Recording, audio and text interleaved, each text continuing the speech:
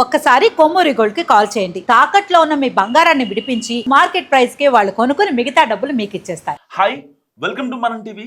మనం ఉన్నది మన కోసం. నేను మీ జర్నలిస్ట్ మనోజ్. బంగ్లాదేశ్లో అల్లర్లు రోజు రోజుకి పెరుగుతున్నాయి. సో ఒకవేళ ఎక్కడన్నా స్టాప్ పడే ఛాన్స్ ఉందా అంటే మళ్ళీ అవి అంతకంతకు పెరుగుతున్నాయి. ఉస్మాన్ హదీ చనిపోయి దాదాపుగా ఒక 4-5 రోజులు అవుతుంది.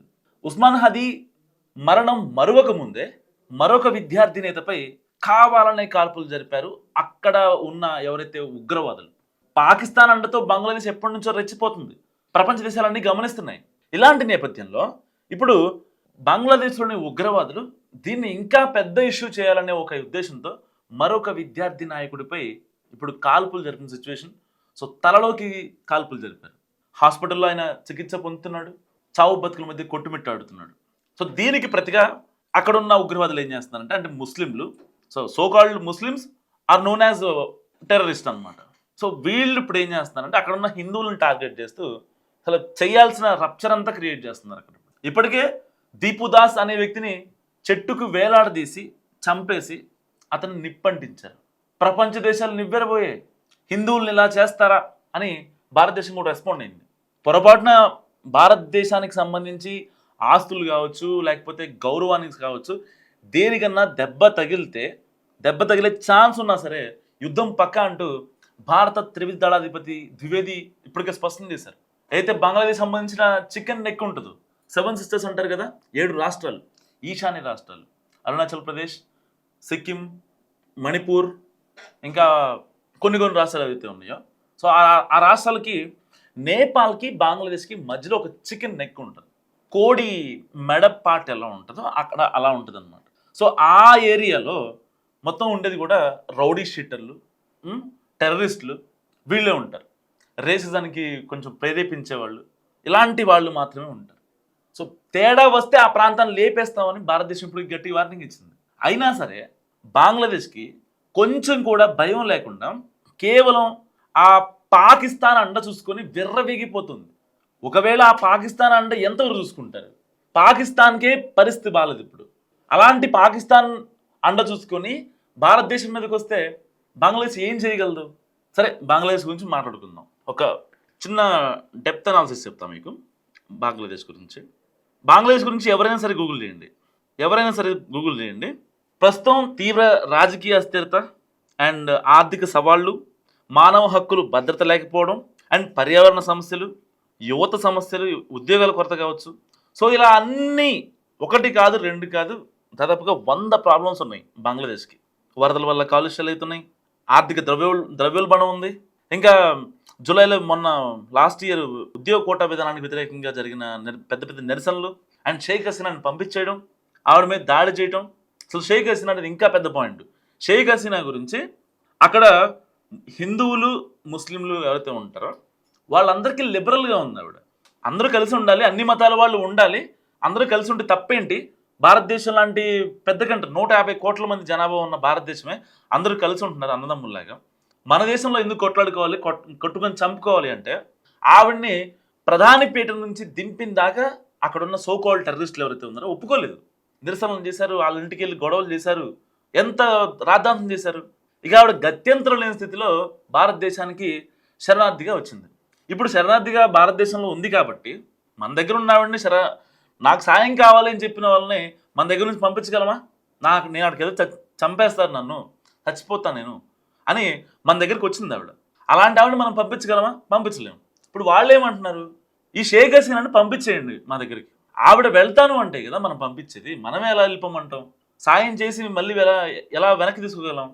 ఒకవేళ ఈ ఎర్రి పుష్పాలకి కనీసం న్యాయంగా లాపరంగా వీళ్ళు ఏమన్నా పోరాటం చేయగలిగితే, నిజంగా యుఎన్ఓలో ఐక్యరాజ్య సమితిలో ఒక పిటిషన్ వేసుకుంటే ఫలానా మా ప్రధాని గారు భారతదేశంలో ఉన్నారు, ఆవిడని ఎలాగైనా సరే బయట తీసుకురండి అంటే అదొక పద్ధతి.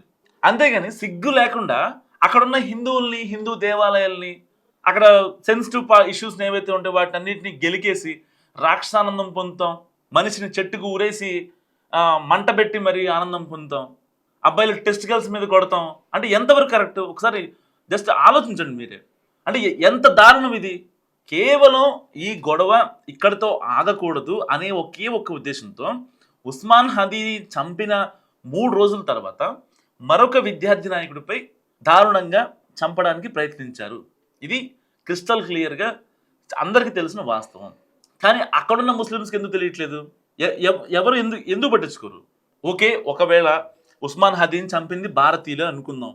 వాళ్ళు ఒకవేళ నిజంగా వాడిని చంపింది భారతీయులు అయితే భారతదేశానికి ఎందుకు వస్తారు?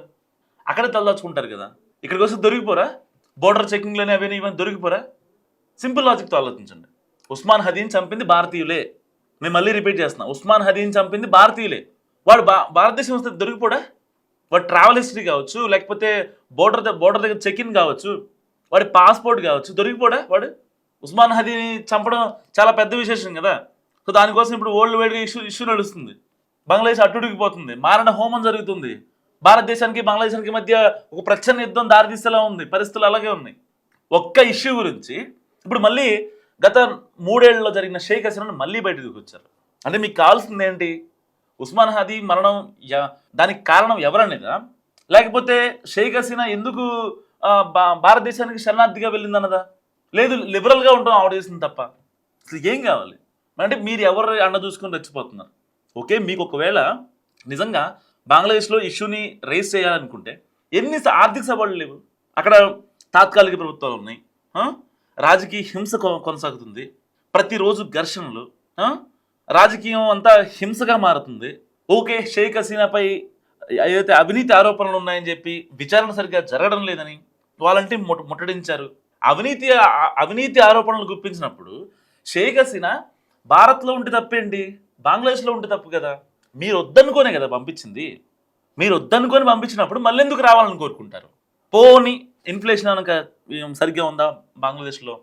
ధరలు పెరగడం, నిత్యావసర ధరలు పెరగడం, అసలు అవి ఏ రోజు అది అదుపులో ఉండవు. మన దగ్గర ఉల్లిపాయల కేజీ అంటే 30 రూపాయలని మనం చెప్పేస్తాం, సరదా చెప్పేస్తాం. అది కొంచెం అటో ఇటో, ఒక 4 రూపాయలు 5 రూపాయలు అటో ఇటో, 30 40 అని చెప్తాం. అక్కడ అలా చెప్పడానికి ఉండదు బంగ్లాదేశ్లో. ఎందుకంటే వచ్చేది ఉండదు కదా ఇన్కము. ఇంకా చెప్పడానికి ఎలా ఉంటుంది? ప్రతిదీ ఇంపోర్ట్ చేసుకోవడం వేరే దేశాల నుంచి, వేరే రాష్ట్రాల నుంచి. మళ్ళీ పక్కన వాళ్ళతో ఏమైనా మంచిగా ఉంటారు వీళ్ళు? పక్కన వాళ్ళతో భారతదేశంతో మంచిగా ఉండరు. కేవలం పాకిస్తాన్, అమెరికా అండ చూసుకొని రెచ్చిపోతున్నారు. ఎన్ని రోజులు రెచ్చిపోతారు? అసలు బంగ్లాదేశ్కి భిక్ష పెట్టింది ఎవరు? ఇవన్నీ కాదు, ఇవన్నీ పక్కన పెట్టద్దాం.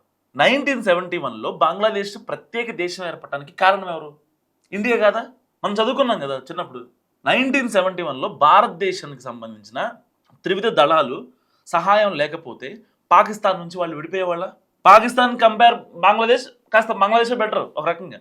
వీళ్ళు ఈవెన్ భారతదేశానికి కూడా బియ్యం పంపిస్తూ ఉంటారు, మన రేషన్ షాప్లో ఉండే బియ్యం. పాకిస్తాన్ నుంచి ఎక్కడికి ఎక్స్పోర్ట్స్ ఏముండవు, అన్ని ఇంపోర్ట్సే ఉంటాయి. ఒకవేళ నిజంగా ఇప్పటికీ వాళ్ళు పాకిస్తాన్లో కలిసి ఉంటే అడుగు తినేటోళ్ళు వాళ్ళలాగా. అలాంటి కాన్సిక్వెన్సెస్ మనం ఇండైరెక్ట్గా మనం సాల్వ్ చేసాం వాళ్ళది, బంగ్లాదేశ్ వాళ్ళకి. ఒక రకంగా హెల్ప్ చేసాం మనం, ఒక రకంగా ఏంటి హెల్ప్ చేసాం, 100కి 100% చేసాం. ఇవాళ వాళ్ళు రోడ్డును పడకుండా ఉండడానికి కారణం ఎవరంటే భారతదేశమే. అప్పటి ప్రభుత్వాలు, భారతదేశం చేసిన సపోర్ట్. ఇప్పటికీ అక్కడి నుంచి వచ్చే శరణార్థులు ఎవరైతే ఉంటారో వాళ్ళకి ఇప్పటికీ మనం ఆశ్రయిస్తూ ఉంటాం. వెస్ట్ బెంగాల్ కావచ్చు, ఒరిస్సా కావచ్చు, కొన్ని దేశాలు ఉన్నాయి, కొన్ని రాష్ట్రాలు ఉన్నాయి.